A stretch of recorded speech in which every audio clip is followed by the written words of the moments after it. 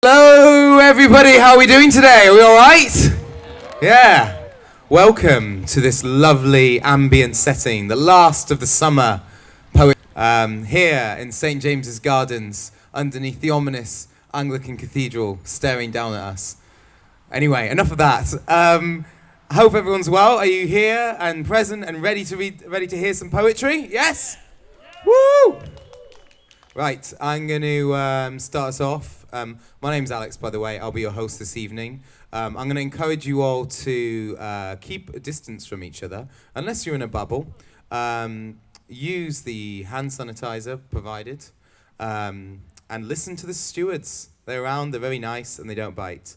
But without further ado, I'm going to do one inspired by lockdown. I know, it's a bit standard, but there we go. Let's give it a go. It's called 4 a.m. on a Tuesday. It's all silent but for a dull knock. He looks over at his alarm clock, alarmed to see it's alarmingly 4 a.m. That's it, that's what it says. Don't look at the time, it will mess with your head. It's fine, it's what it says. He just has to put pillow to head, and head to bed, to sleep to close eyes, and self-hypnotize. Those close ties between phases seem further than ever. This sleep seems a pointless endeavor. In an empty world where 1 minute takes forever, it seems so far away from the day-to-day normality. This is a space to really think about the things that don't really matter. Things like old lovers, awkward pauses, and death. And with every breath comes a readjustment, and the light of the street lamps pours with vengeance into his room. It's lockdown, baby, mental health, knockdown, baby, all those things you forget now lately keep you locked down, locked in and switched on. Socials forever flicking through now and wondering who's looking at you. He realises that his friends are having the best time in lockdown, better than he is having. The lad pulls his arm out, places it on the alarm now. It's 4:01 a.m. and it's set to buzz at 7:30 a.m. Don't look at the time at night, it will panic you. It will panic you, or make your heart beat faster. It will make your heart beat faster. It whirls through his mind as he realizes everyone else is having the best time in lockdown, better than he is having. Now's not the time for those thoughts. Now's the time to be caught in the world of dreams. Don't look at the time. Don't think of everyone else. Don't think of death. Time soon to wake up, bake bread, hit workout, Zoom call, glass of wine, bed, and repeat. It's 4:02 a.m. Thank you. So, just let me move my paper around a bit. Okay, so our first poet this evening is one of our featured poets, which is very exciting. I'm very excited to introduce Liverpool's resident non-binary, nudie-Rudy poet, graduating with a distinction in poetry from MMU. They're published internationally and in the UK. I'm delighted to bring to you Day Matter.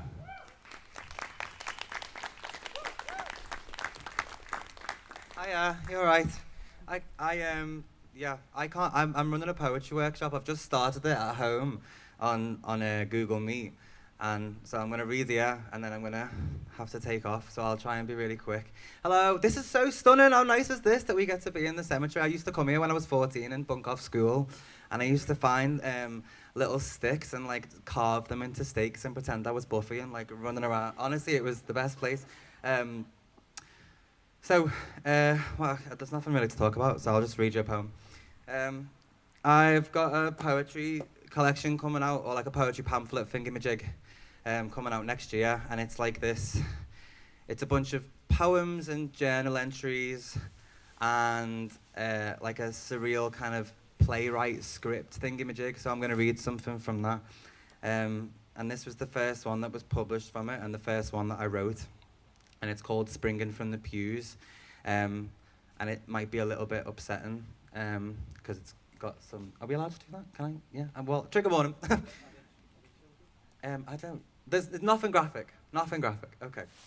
Springing from the pews. Crossed the road to a church. He was 17. The organ sings. I was 6. The stained glass hums. It happened in my bedroom. Rain riots on the concrete. My fists bounce off the arched wooden door. But it didn't hurt. I wasn't forced. Storming the walls, the hems of my corduroys are soppy and slapping my ankle. I want the priest to read verse while I sob. I should hate him. My little lamb pushing itself out to candlelight, but I don't hate him. Its white body springing from the pews. That wasn't that graphic. I'll read a nice one now, and then I'll read another sad one.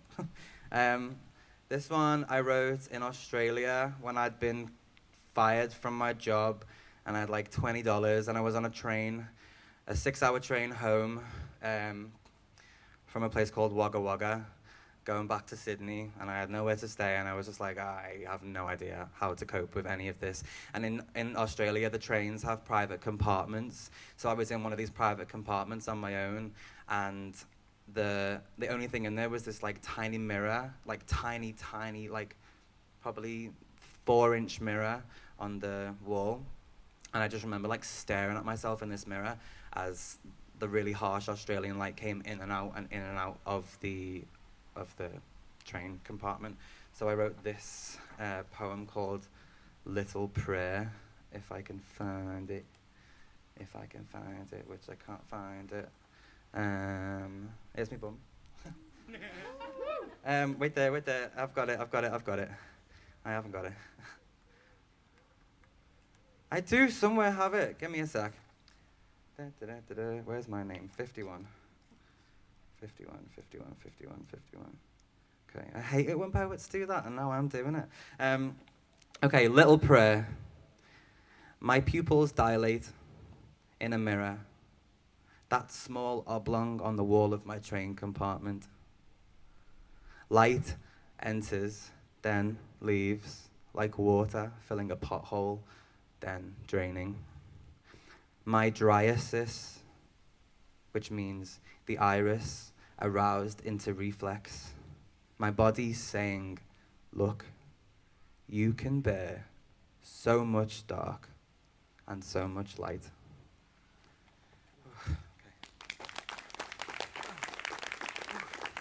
Thank you. Okay, one more poem and then I'll go. Is that okay? Okay. I wrote this poem in Manchester. My mum told me a story about me being attention-seeking, basically. I was awful. I once... oh, you'll hear in the poem. I don't need to talk about it. Yeah? Okay. I'm going to shut up and just read. Where is it? Oh, God, I'm going to do that thing again where I can't find my own poem. Oh, for God's sake, it's on my phone. Or it's in here somewhere. Oh, it's the wrong one. Okay. It was a magazine that I was publishing in, but I brought the wrong one. Anyway, it's called For Attention. I was 10 when I learned I could hold my breath long enough to make the adults come running. At the traffic lights after school, I tensed till my face screeched with blood, stars. I shattered 2 teeth on the concrete, was made a fuss of. It wasn't enough to ask for love. I needed panic. It was the language, the formula I understood. Harm yourself and love will follow. My tiny face found suspended in the coat rack, looking for attention. The cord from Dad's dressing gown in a double knot round my neck. Their little balloon. Okay.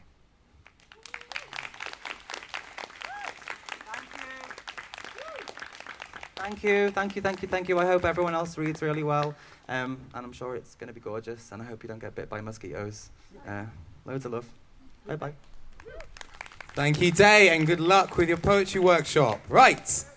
Up next, we have Eve the Queen of Heartbreak. I remembered. Woo!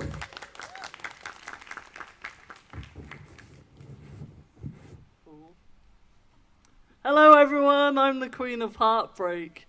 This is my new poem called Docking. I went swimming in Liverpool docks. I did, completely on a whim. Why, you ask? Well, for the shiggles, I answer. There I was, standing by the Liver building, and I just did it. I ripped my dress off and did a big run and jump into the River Mersey. Merseyside's answer to the Mediterranean Sea. The tourists were fuming. The big splash soaked their cameras as they took pictures of the Superland banana. The water was dirty and I nearly froze my bazoomas off.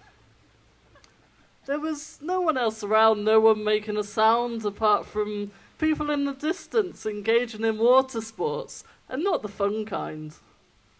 I didn't see much at first, just crisp packets, condoms, and the odd shopping trolley, but then I knocked against something. It was odd-shaped and garish. It took me a second, but I realised it was, of course, the infamous yellow duck marine, sunken to the bottom like the Titanic. R.I.P. the vessel that once carried the Queen. I swam up for air and heard it, the unmistakable anthem through the tinny speakers. Ferry across the Mersey. The song they play on repeat, the boat staff crying as they hear it in their sleep like a torture tactic. I waved to the passengers on the boat and they looked at me with shock, not knowing whether to rescue me or laugh, but before they could decide, the jet of the boat pushed me far, far away. When I spluttered to the surface, I couldn't place where I'd been flung. Squinting, I saw a sign. I'd gone all the way to Brighton, wow. Oh, wait, New Brighton. Never mind then. It was then I felt a strange sucking sensation that was most bizarre. Looking down into the water, I could sense something fishy. I couldn't make heads or tails of it, but then I saw head and tail, and realised the mythical creature was no other than the Mersey Mermaid. The Mersey Mermaid was suckling upon my toes like a baby on a tit.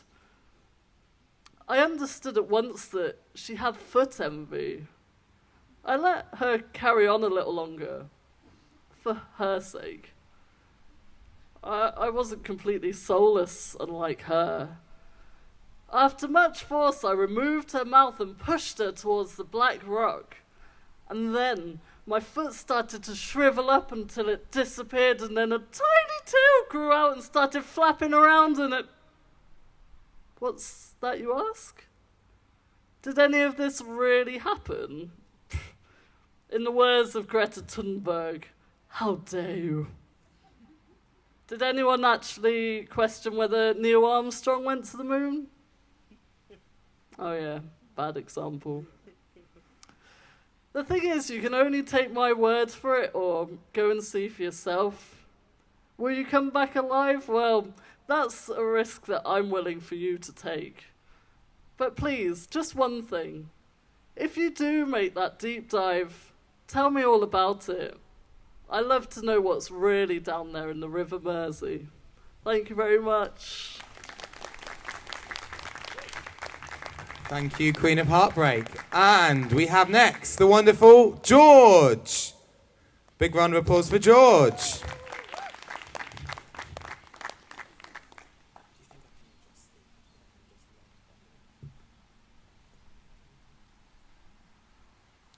By the time I get here, Buzzy's gone.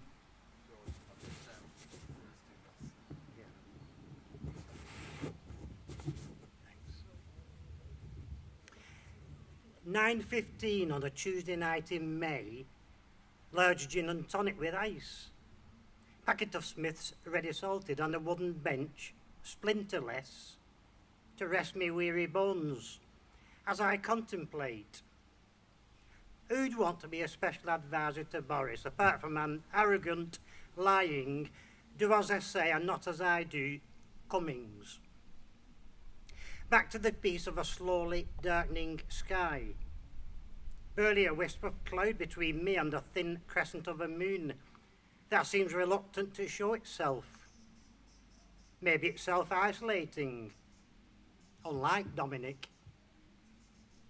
As my glass, time for a refill, and the gentle buzz of inebriation starts to take over at 10 o'clock, and a pinky glow perhaps promises a nice day tomorrow.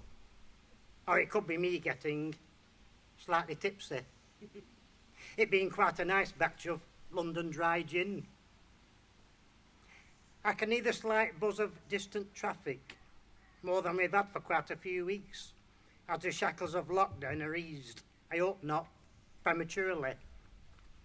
And a blackbird time to its mate, as a garland of solar fairy lights, pinned to the conifers by our Sharon, do what they're supposed to do and come on, acting as a backdrop to my fountain pen and pad, writing these words by themselves as I disappear into the fog of pissed. Thank you.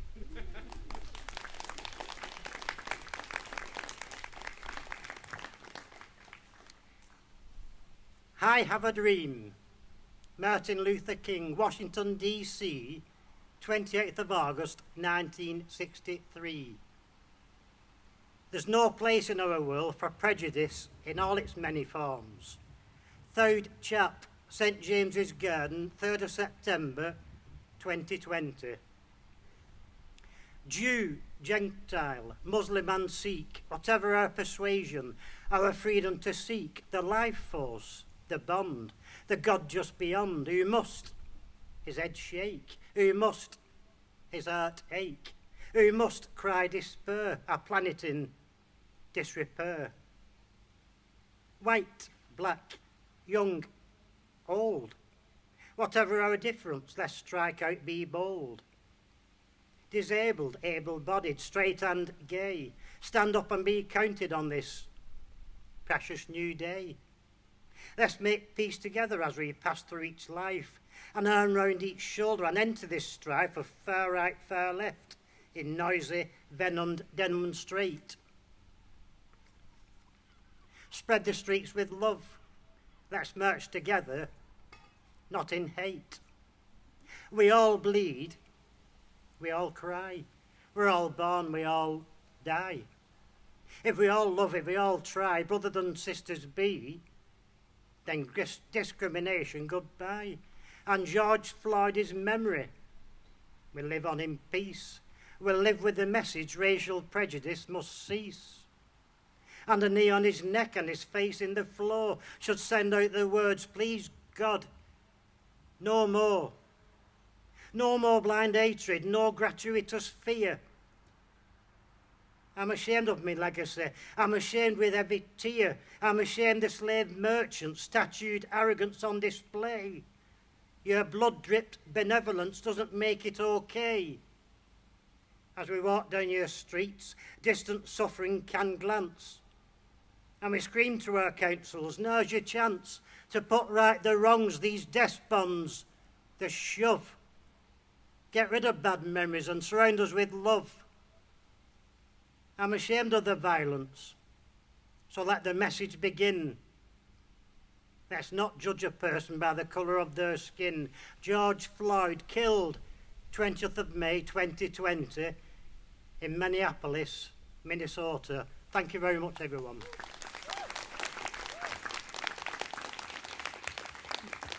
Thank you, George. And up next we have Sharon. Round of applause for Sharon.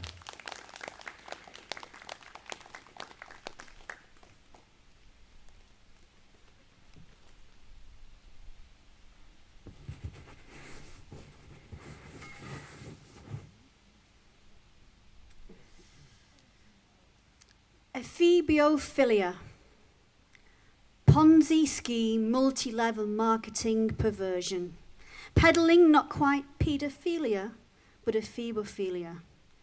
Definition, the sometimes legal attraction to adolescent sexual partners, generally by predatory adults. Pyramid recruitment, preying on post-pubescent budding Avon girls. Epstein, Maxwell.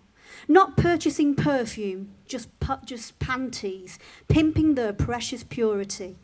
Groomed, pruned from the rose of youth and petals plucked. Victims in various circumstances, some abused from troubled homes, trafficked, tricked, traumatized, betrayed. Many employed and deployed as recruiting agents, $200 finder's fee, touting for teens on a shopping spree. Sophomores, seniors, please step this way. Do you want to know how you can make a quick buck?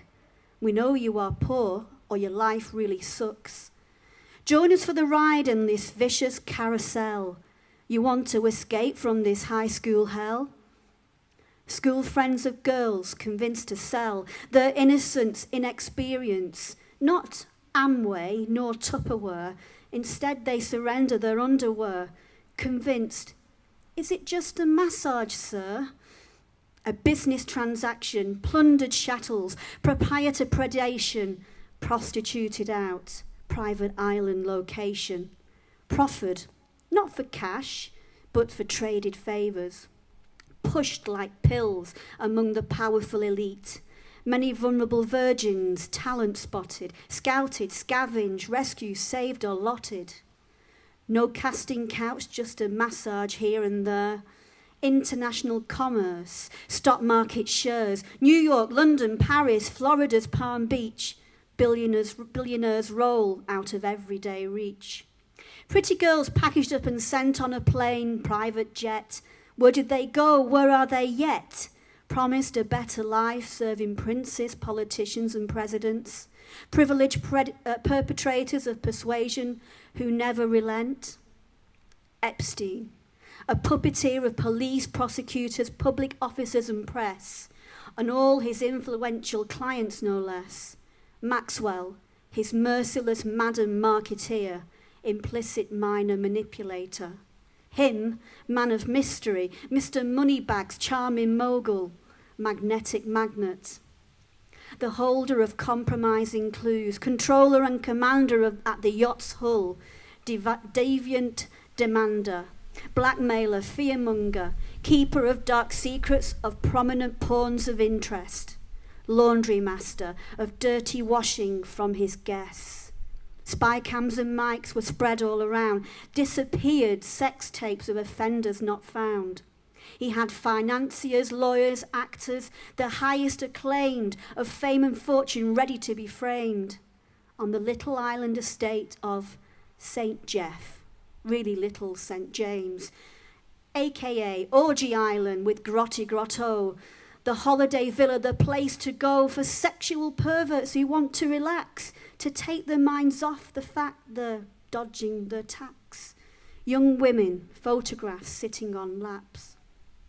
So what happened to the survivors bereft of justice? They convinced FBI, Interpol, the Florida police that they had a case, and together they fought.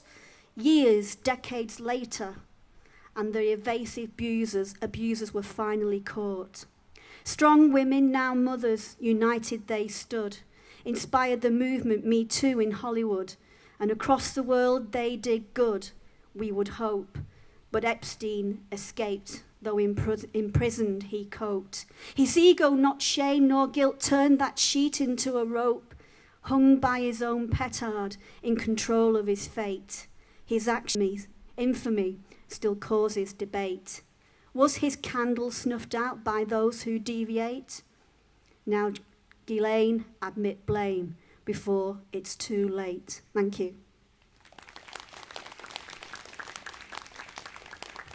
Thank you for that, Sharon. Up next, we have Ikram. Round of applause for Ikram as he takes to the stage.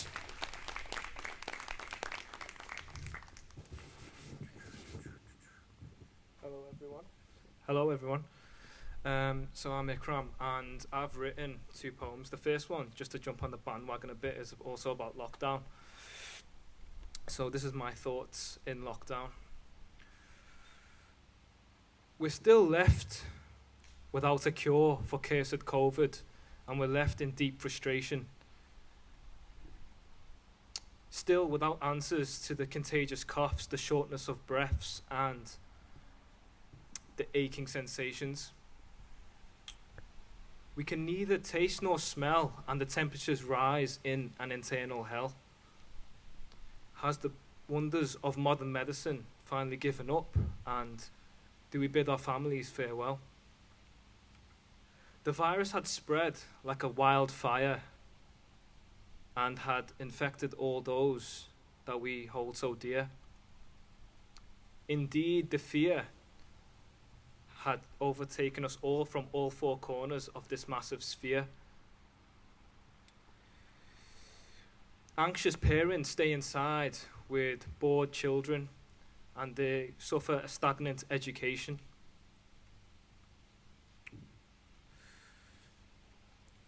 They're left to their own devices and are unable to visit their grandparents in self-isolation. The politicians continue to tell us to use Skype and avoid spreading the infection. But what of the damage caused from being made divorced, from having physical affection?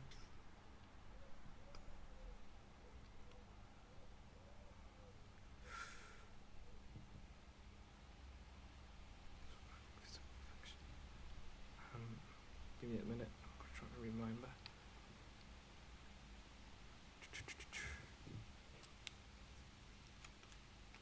Sorry about this.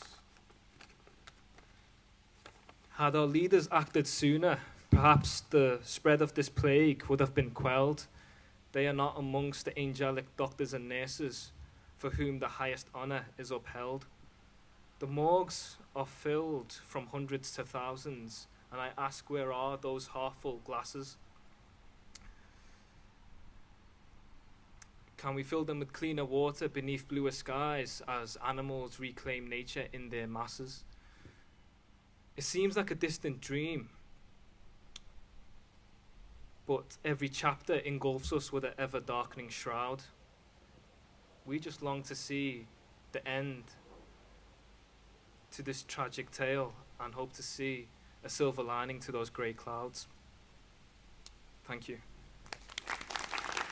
So, moving on to a lighter one. I wrote this one after Liverpool won the league, and like many Liverpool fans, I wasn't alive the last time we won it back in 1989-90. If you listen closely, there are subtle digs at other clubs, but not to Everton, because there might be some toffees here and I don't want to get stabbed on the way out or anything. But here it goes. So it's called Dominion. Ablaze from the ashes, the liver bird rises like the phoenix. Her wings smoulder as she soars through the burning skies. Streaming tears stain her enemies' cheeks as they wipe with their Kleenex. They look on in envy as she regains the throne she so dearly prized.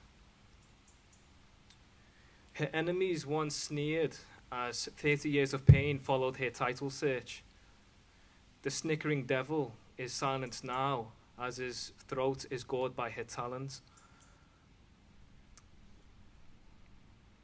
Look at how the crown is reclaimed now as she sits on top of her perch.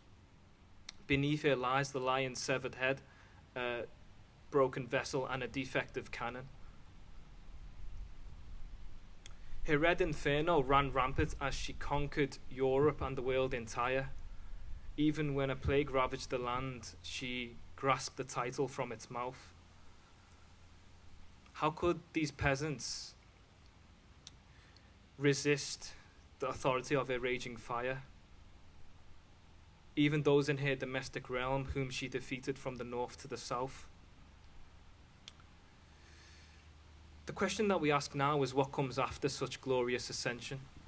The answer is to stamp down the mandate and to do so without apology.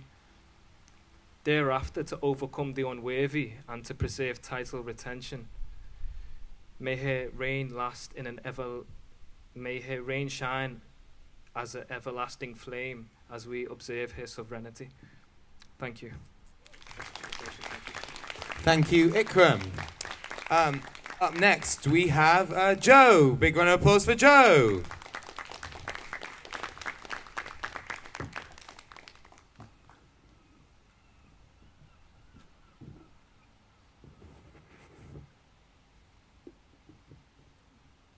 Hello, everybody.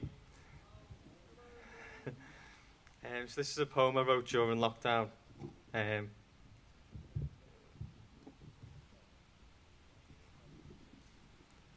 it's called The Bouncy Castle Man. Hope you enjoy. I once met a man, a very long time ago, who worked for a bouncy castle business.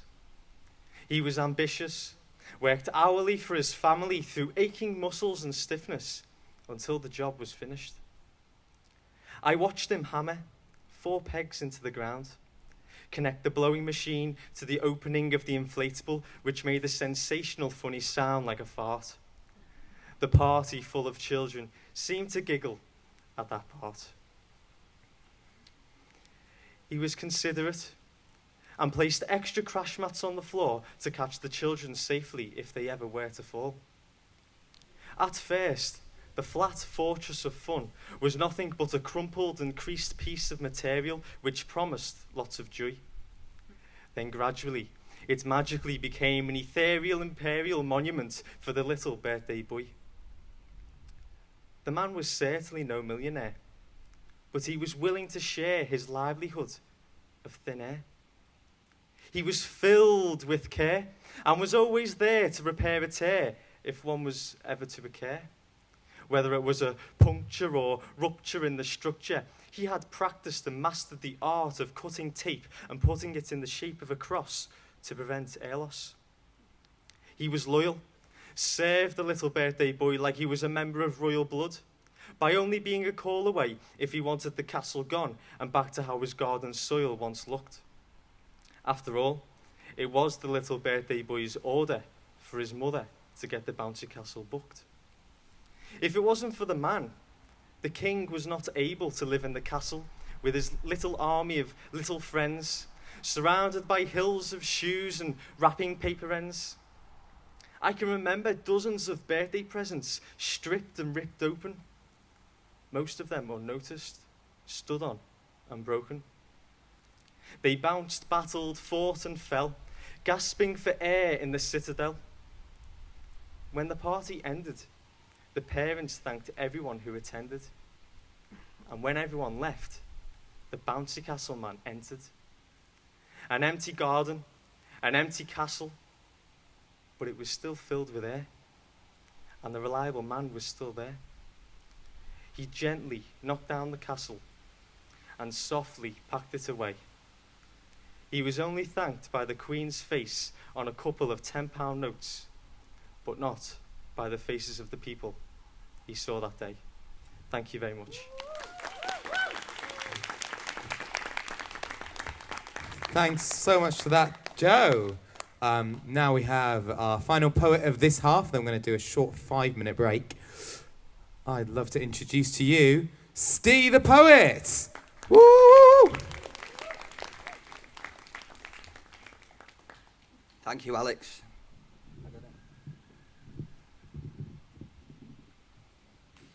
Yes, thank you. Now, there is a question with an answer that everybody is knowing, and that answer is over 7 billion and growing. And there's no need to count because it is official, so there can be no doubt. Our earth is over-encumbered by us useless eaters. Overnumbered is the human race. A fact accepted, we see it for ourselves and are told by teachers. There are no stats to leave repeaters, sanguine-faced and corrected. But maybe it untrue, all fake, no doubt all lies, say the pseudo-intellect who feel our mistakes have made us wise. Into towns and cities we're all crammed, but maybe suggest the likes of me that was planned. Perhaps we're all chained to one grey corner of a green and infinite land.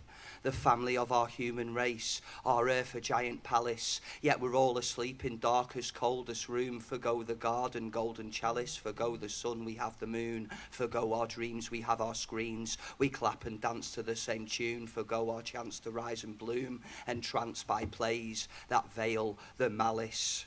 From birth we're indoctrinated to believe our earth is overpopulated, but logic is not complicated, though truth can be hard to retrieve. I think with birth control and war they are killing more than we conceive. 1 million slaughtered, then millions more. Sanctions, famine, poverty, war. I will not take the word of men that created a world of hell. I do not trust them. I do not follow their laws. And many insist the greatest good is to forego our gift of parenthood.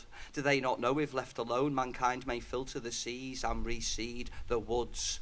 We would not have ruined the earth. We were pagans since time began. We have been enslaved, and they will kill us all when they can.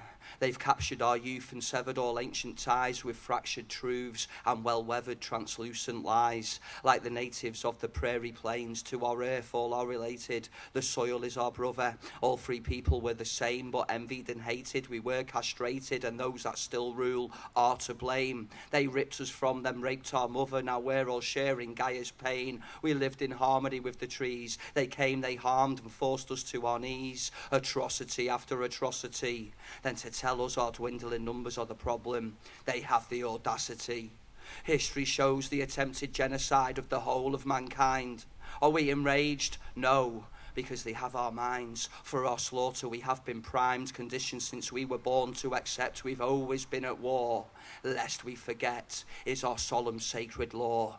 Remember the dead, forget those that chose to live instead. All pages of peace torn piece by flaming peace. 1,000 libraries burned, left us unwizened and unlearned.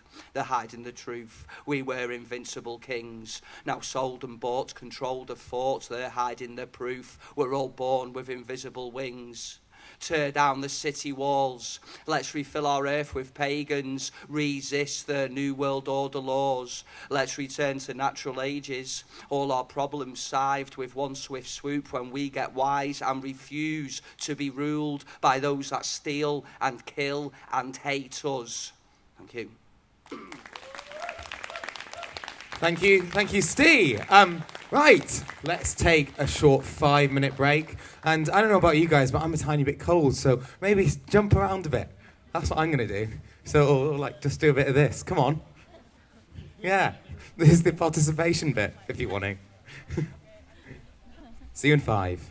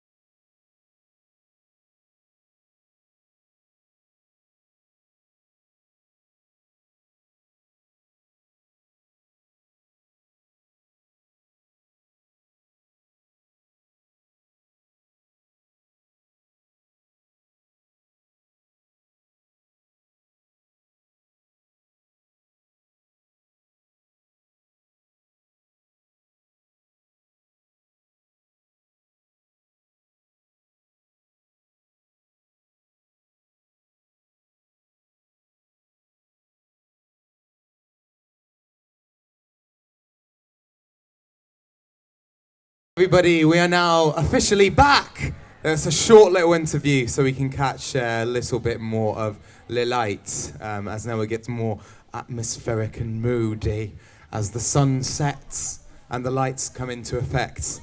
How are we all doing? Are we okay? Yeah. Woo! Okay, are we ready for some more poetry, yeah? Yeah. Right, great. Fantastic. Right. We have for you now two of our featured poets. Ooh, very exciting. Up first, he supported rapper Loki, and he was on the prestigious launch program at 20 Stories High. He's launching a book of poetry soon. I am very excited to bring to you Just Joe. Woo! Thanks very much for that. This one? Sorry.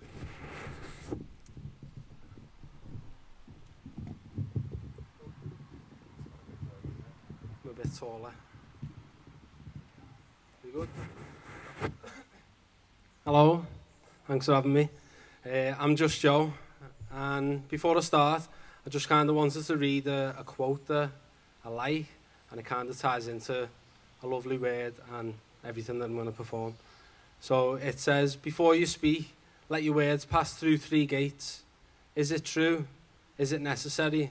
And is it kind? So I hope everything is tonight. Sorry about me, I haven't got coronavirus, I just cleared my throat. So this is called Just Words. Words have the power to heal. Words have the power to hurt. Words have the power to raise a man up or put a man down in the dirt. Words have the power to write history or create a whole new world instead. Words have the power to wake a brain up or get it just ready for bed. Words have the power to bring about laws that then affect human behaviour. Words have the power to create enemies and war, and then words can bring about a saviour. Words have the power to reach all of the world in every corner of the globe. Even if you're deaf and you can't hear the words, words have the power to be shown. Because words have the power to be written, and words have the power to be spoken. Words are so powerful they give titles to things like the heavens, the earth, and the ocean. Words have the power to educate, coming from the right mouth in the right type of order. But words' power can also miseducate, causing chaos and much more disorder. Words have the power to bring us together when they have meaning and come straight from the heart. But words said in fear or malice or hate have the power to tear us apart. So recognise the power you hold in your words, because once they're out there, you can't take them back. And if you want to live in a better society, ask yourself, do my words have a positive impact? Thank you.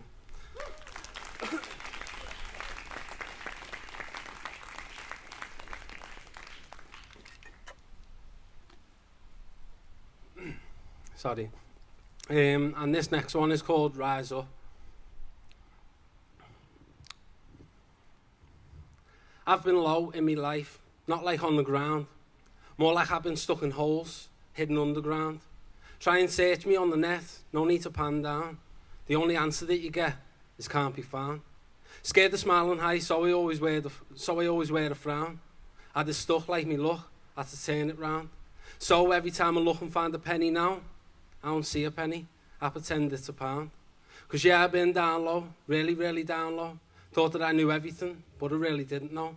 Thought this was the final scene, but there's still the whole show. Thought that I'd said all my lines, but there's still loads to go. I thought that this was scripted, but found none of it's predicted. So now I know I'm gifted, even if I missed it. I'll recognise my spirit, and then I'll uplift it. I'll keep it burning bright, yeah, just like a fire's kindling. And I'll rise up, yeah, I'm gonna rise up. Gonna see the skies look, if I put my eyes up. Rise up, yeah, I'm gonna wise up. Start by being true to me and giving me disguise up. Rise up, yeah, I'm gonna rise up. Try and open up my heart and see if I can find love. Rise up, I gotta keep rising up. Can't ever stop rising till you reach what's above. So when you're feeling low, nasty thoughts start to grow. They're bouncing around your dome, going to and fro. All of it begins to show and it feels like no one knows. That's when you've got to go in your mind's field and then grow. All the things you want to own, eventually you'll reap and sow. All the things you can't control, you got to leave them alone. Or it wears on your soul and you'll never really feel whole. Because life can suck you down the drain as easy as the toilet bowl. So rise up, yeah, you're gonna rise up. Gonna see the skies, look, if you put your eyes up. Rise up, yeah, you gotta wise up. Start by being true to you and giving your disguise up. Rise up, yeah, you gotta rise up. Try and open up your heart and see if you can find love. Rise up, you gotta keep rising up. Can't ever stop rising till you reach what's above. So even if you feel low, really, really feel low, think that you know everything, well trust me, you don't really know. Think you're at the curtain call, but you're only mid-show. Certain that you did it all, but you really didn't know. Think that this is scripted, well none of it's predicted. So know you're gifted, even if they miss it. Recognise your spirit and keep it uplifted. Sometimes you gotta push it hard just like a fire piston. So rise up, yeah we're gonna rise up. Gonna see the skies, look, if we put our eyes up. Rise up, yeah we gotta wise up. Start by being true to us and giving our disguise up. Rise up, yeah we gotta rise up. Try and open up our hearts and see if we can find love. Rise up, we gotta keep rising up. Can't ever stop rising till we reach what's above. So rise, keep rising, keep flying, keep striving. Remember when you're on your knees, the best response to see is to rise up. So rise up. Thank you. Thank you very much. Thank you so much for that, Joe. Up next, we have a poet and theatre maker who last year was selected for the BBC Words First Development Scheme and published for them as well. She's been to nearly all of my poetry development workshops at Our Lovely Words. I am excited to bring to you Heidi Henders.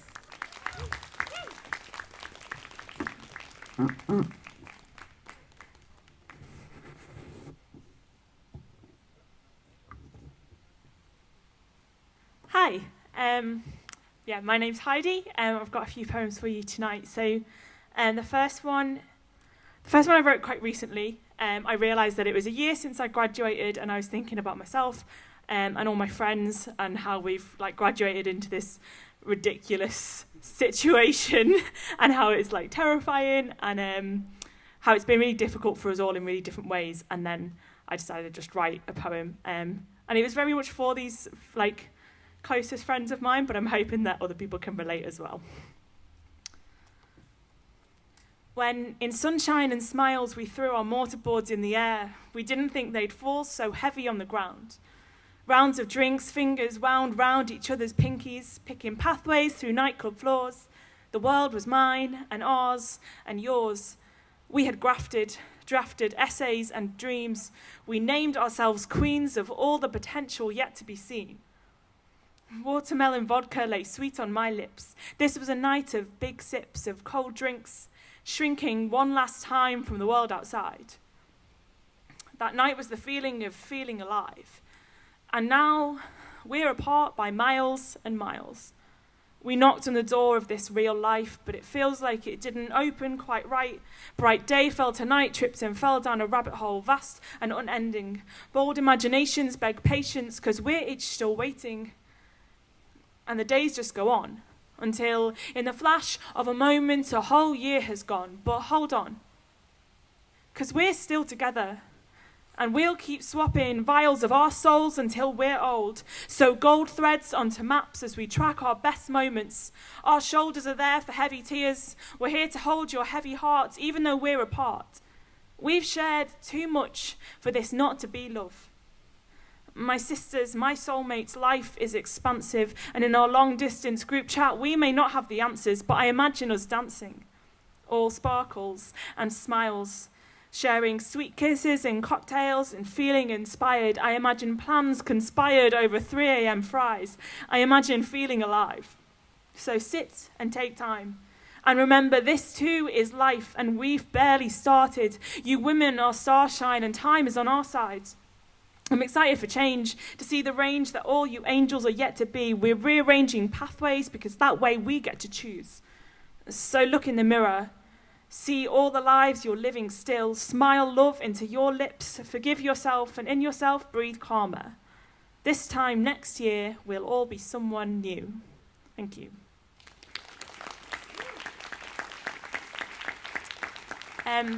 So this next one I wrote a little while ago, but I feel like the the topic of it is still incredibly relevant, and it becomes more relevant every day, and it's like one of the most important things to me. So I'm going to do this one now. The sun slats its way through the pier head, and sweat down my back drips slow, smiling softly and sighing in the summer breeze. I stand on the brink of the sea. Ocean waves breathe sunshade, wind blows over me. Boats bob, horizon blue. I spy my sister, refugee. This coastline kept by iron men, the sand is sure beneath my feet. The shore I stand upon is then my home, my land belongs to me. I watch the ebb and flow below, the green-blue hue of beast the sea, and pray for sister refugee. I won the dance of circumstance, and so it's you instead of me. My father need not build a boat, my mother bundle bags and flee. Our country is docked for now in certainty. I stand by oceans wide, and with my arms try to envelop thee.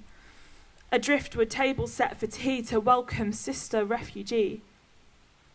Sit down, my kin, and wring your hair. You must be lost, cold, frightened. See, the sea has washed you on this shore and called for me to greet you. We are both just water mixed with blood and bone.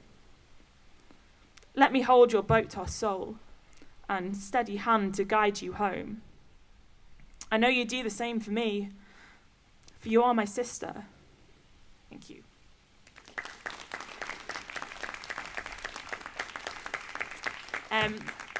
So my last poem I wrote really recently, so it's obviously really not fun, and I haven't written it down, so I'm just going to hopefully remember it.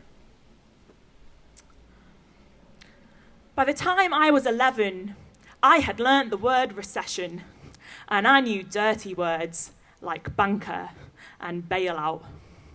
I had seen the failure of peace in our times that I'd now define as war crimes. I'd aligned global tragedy and catastrophe with cityscapes I'll never see, altered unfathomably by bombs from both sides of dichotomy. I've learned that seeds of destruction breed children of disaster. Now, before I'm 25, I have internalized that mine is a world that is uncertain. And I'm thinking about my parents, born onto blitz-echoed streets, lived through 60s dreams, all ideals. I am losing patience, just waiting for real change to come. 13, my dad took me to a picket line. 15, to Pride, stood beside those most maligned. 18, I marked my dissent with a cross in a box, watched it lost in a posturing political epoch, and now I am staring down the barrel of another financial crash. There are ice caps in my eyeballs and fire at my back. Smoke rises from a starting gun, from a race I never asked to run, and I know that I will collect up the ashes of this system while it burns, turn those ashes into soil and plant a new world, because this one is unrelenting. And we can't go on pretending that everything is fine, can't continue to sigh, sip wine and confine our minds to the good times. Things will get better. Things always get better. Couldn't things only get better? My parents taught me my first words, spared nothing so I could learn. But if when I am 26, I am asked to learn a new word for crisis, I will not learn a new language of despair. I'm all out of words. Thank you very much. Thanks so much for that, Heidi.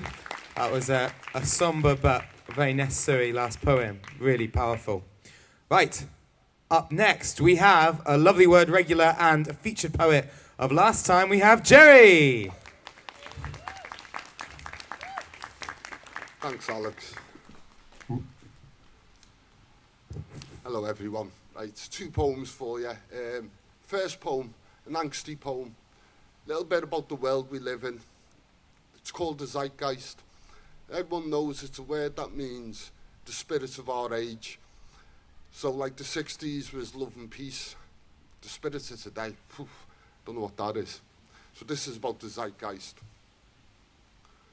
Fuck your Zeitgeist, it's nothing but a heist, and it'll strip you down, slice by splice, bend you over as you pay that price for that cheap vice or that cheap thrill. Final warnings and red letter bills, then feed us swillers a reason to kill. I'm not paying ill to those corporate tills, that's not my frack and drill, and that's not my oil spill, so this ain't my bill. Empty bellies, landfills, profit margins, poverty gaps, I'm not buying into that austerity versus prosperity. Can't we see there's plenty less fish in the sea? Shell oil, BP, Exxon Valdez, natural resources bled, avarice fed, a toxic spread, the carcass of Hugo Chavez, the Bolivarian revolution, that's dead. And there's no more Sandinistas or Zapatistas. All we've got is fractured creatures, fascist featured, new age preachers and Corbynistas. But please, no more fashionistas. This planet's dying, and there's no point in buying fair trade teas. Karma will not appease our atrocities, nor alligator tears with meditative pleas on lotus bended knees will not ease the coming crying of the seas or the drying of the land. Our homes were built on shifting sands with lives based on dodgy plans and shifty scams, and we're clinging on bloody dance, tenuous strands. Let it go, it's had its day, its time is gone. And fuck your Zeitgeist, it was nothing but a con. Thank you.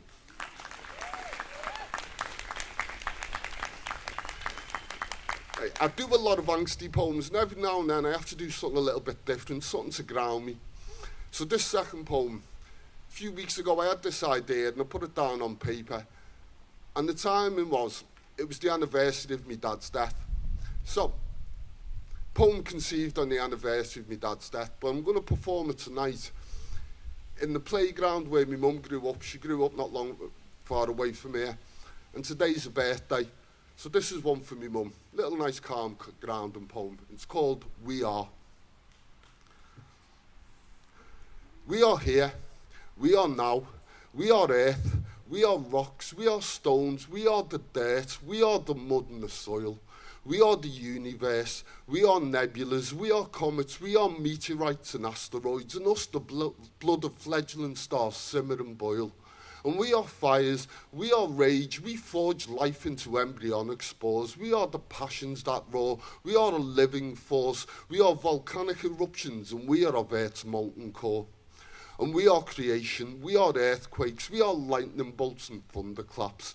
We are tsunamis, we are rampaging floods, glacier-carved valleys, tectonic plates, and we are mountain tops. And we are rolling hills, we are whispering trees, we are rustling leaves, and we are the fleeting breeze. And we are the rippling dunes, we are the restless seas, we are the bite of the wind unseen, the rain swept clean. And we are the gardens, we are the parks, we are the forests and the copse, we are the land disconnected and long forgot, and we are the cities lost, we are villages, we are hamlets, we are suburban towns, and we are urban tower blocks, and we are factories and offices, we are multinational conglomerates, we are chain stores, market stalls, and we are corner shops, and we are alleyways and avenues, we are highways and busy streets, we are quiet lanes, and we are those long and lonely winding paths that we drift along as we journey past. We are but birds on the wing, we are that faint memory of a fragrant spring, and we are that fading light of summer's youth in which we wash. We are those nutrients nurtured in autumnal crops, and we are winter's unique and delicate snowdrops, recurring visitors to this tiny rock on this astronomical chart that we tiptoe across. And we are temporal steps, we are that carefree caress, and we are eternity, yet we are history. We are the past struggles that today we contest, and we are the present, we are the now that we manifest, and we are the future today, the dreams of tomorrow that in the now we invest, as we imagine and shape them with each life-giving breath, and replenish and refresh them with every beat of our hearts. We are here, we are now, we are. Thank you. Thank you, Jerry. And up next, we have Becky. Give Becky a warm round of applause as she comes to the stage. I'm going to move the mic down. Oh, sorry, I'm only dizzy. Hi, this is my first time here. Thanks for having me. I'm Becky. Sorry.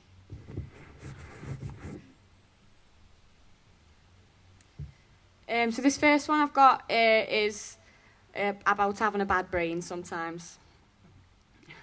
Sure we've all been there.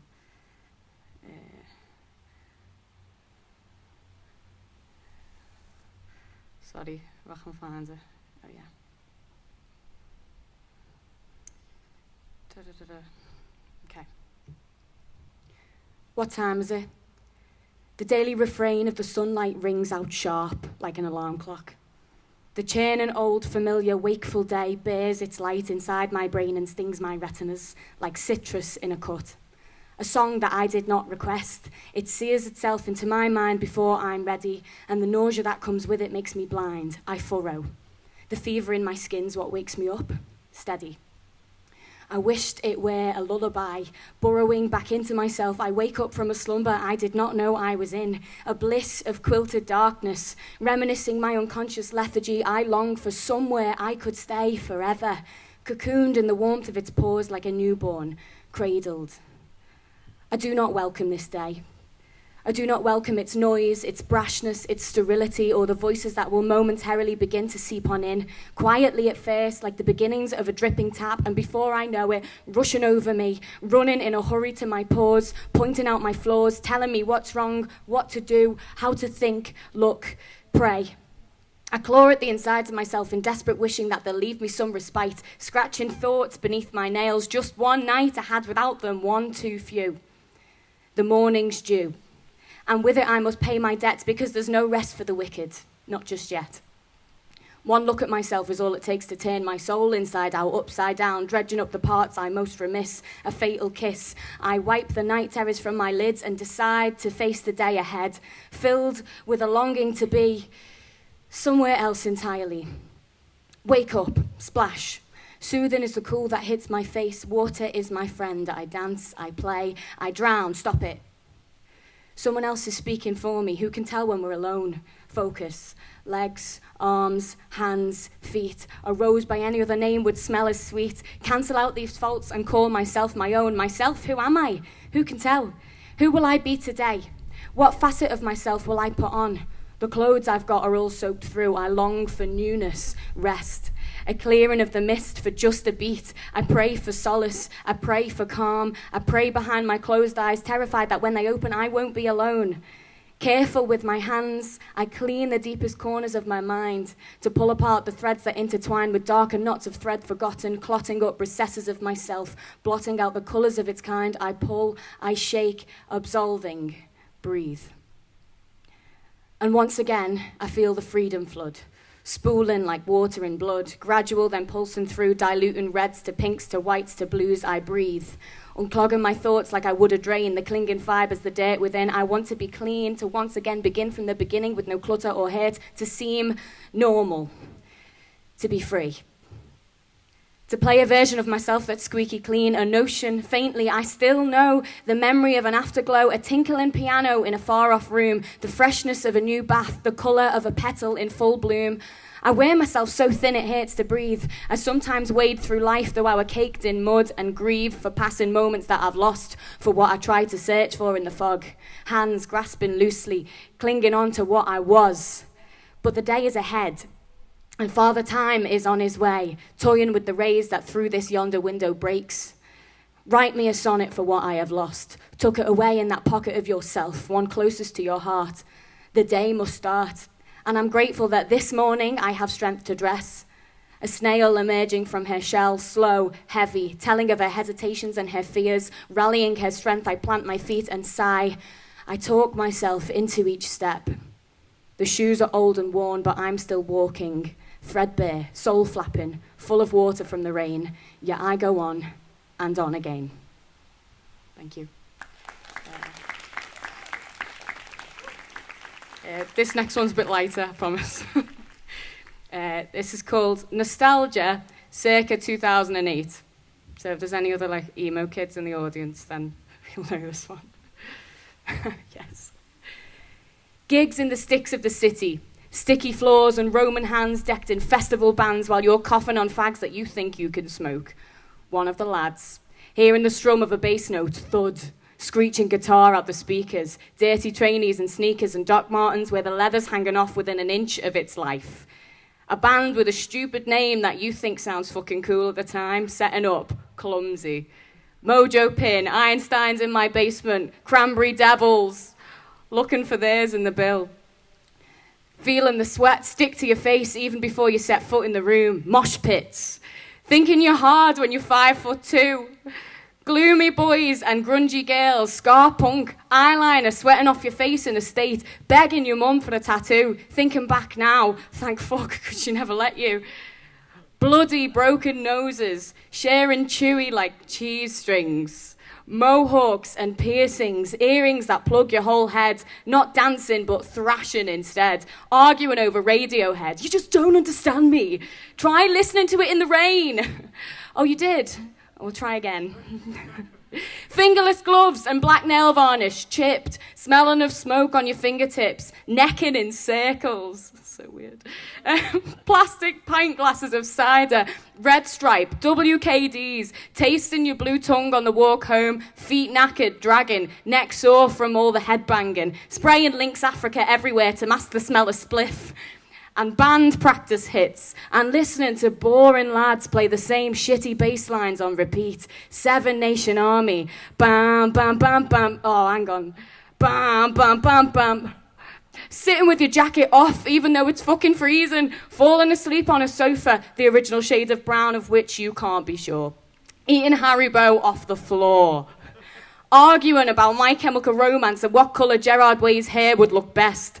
Living like there's no tomorrow, knowing you've got school, thinking you're so cool.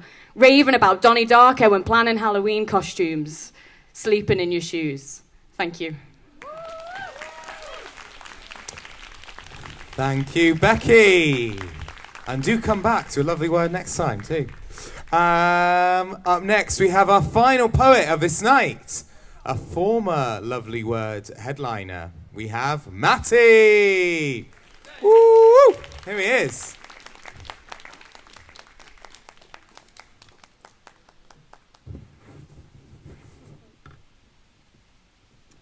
Hi, just before I get started, I'd just like to shamelessly plug myself.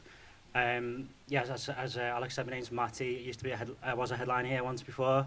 I'm exciting news. I'm coming out with like not one but two books simultaneously at the same time. Should be out within the next month. So I'm just like tweaking at the moment. They're coming out through lulu.com. But if you follow me on Instagram, it's Matty_Delaney. So basically, the two books are about love, and they kind of create a yin-yang aspect of love. One's about the kind of happy, positive, romantic side of love, and one's more about the shitty, heartbreak side. And I'm going to perform a poem from each one for you today. So the first one is a love poem it's a poem about love, and it's a poem about scooters. Because I used to live in Taiwan, and you need a scooter to get around. It's a necessity to have a scooter. So I just came up with this poem, and it's called Ride With Me. Ride with me today, hey, hey. It's okay, ride with me tonight, alright, it's alright. Here, take this helmet, I carry despair. In my scooter seat, yet I came prepared. See, the breeze whispered to me, told me you would come along one day, and that I would want you to ride with me. I've had passengers in the past, but the way distant now, my rear view mirror. With you, my vision's never been clearer. My hot seat was meant for you, and you were made for it. I'll drive slow, take you the long way home, just to savor it. As long as I'm alive and ride or die for you, but it only means something if you feel the same too. And when the same means something, I means everything. Let me take you to places you've never been. You can put your arms around my waist, like a koala around my waist. I'm glad to make you feel safe, ensure that you're at ease, despite my own insecurities, because I know you'll feel my love handles no matter how much I suck in my gut. But the real issue is, can you handle my love? She's holding on to my love handles, but can she handle my love? She's holding on to my love handles, but can she handle my love? She feels my love handles, but can she handle my love? Thanks. Sorry, a long time since I performed, so I'm a bit rusty. And the second poem is, I wrote this must have been about, what was it? Must have end of 2015, because I wrote it about 6 months after I broke up with my girlfriend of 2 years, and it's still one of my favourite pieces, so I'd just like to perform that. And it's called Letting Go. I know some time has passed since we parted, But I'm feeling in real need of some catharsis, because right now I'm not happy with where my head or where my heart is, still tied up in all the pain, all the drama and the carnage. I no longer want to harbour all this anger, because the future's hard to see while I'm weighed down by this anchor, and I don't want to be a miserable, bitter old bastard, and letting go has got to be a start, if not the answer. See, I've been stuck here depressed, wondering if love is a test, while you're in an old town with some of the best people I could have met. You know me, up in my head, going over stuff that was said, full of regrets, but it's high time that I tried to put it to rest. I've been thinking about that first summer we spent. Man, that filled me up with so much hope, girl. You showed me I could love and be loved, opened up my whole world. And that's why it's been so difficult reconciling with the fact that we just don't work. But I guess just because something's for the best, it doesn't mean it won't hurt.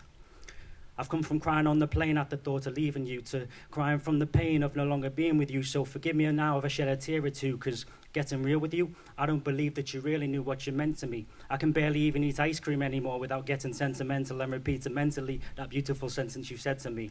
And whenever my depression got the best of me, you never thought any less of me. Instead, you'd lay in bed next to me and tell me that you'd never leave. And for that, I'll always have respect for you. Maybe even a little love too. For all the times I failed to show it, I hope you know that I loved you. Even if we ended ugly and I was saying things like fuck you, just one of my many wrongs that I wish that I could undo. And I no longer care about the money, I'm just looking for peace of mind. I've been trying to leave this behind so I can heal inside, but I've not been having an easy time. Although there's one funny thing I've come to realise and understand more, and it's that every single one of us has their own flaws, and maybe part of true love is finding someone whose flaws are compatible with yours, and it just so happens mine and your flaws weren't compatible at all, and I believe that's part of the reason our relationship ran its course and appreciates, and that means I can't hate you anymore now. I might not be able to right every one of my many wrongs, but when all is said and done, and while I'm still fairly young, I want to become a better man for myself more than anyone. And I know we haven't kept in touch, and we're not even friends on Facebook anymore. But if this somehow reaches you, I'm wishing you the best, just so you know. And with that, I can now finally say that I'm letting go. Thank you very much. Have a good night. Thank you so much, Matty. And that brings us to the end of A Lovely Word. I just want to say thank you to all the poets tonight. You're all absolutely fantastic and warmed up this very special evening, even as it got chilly. I want to thank Matty, Becky, Jerry, our featured poets Heidi and Just Joe, Steve, Joe, Ikram, Sharon, George, Eve, the Queen of Heartbreak, and our other featured poet, Day Matter. I also want to extend a massive thank you to those who helped organise this with me, Lindsay and Becky, the Unusual Art Sourcing Company, Alan and Emma, and of course Patrick and Leonie on the filming, camera, live streaming stuff. So big round of applause for all them. Haven't missed anyone out. Oh, well. Okay. Oh yeah, me. Thank you for me. Okay, I've been Alex. You've been lovely. I'll see you later. Bye. Oh, next month we'll be online again. I know, but we have to.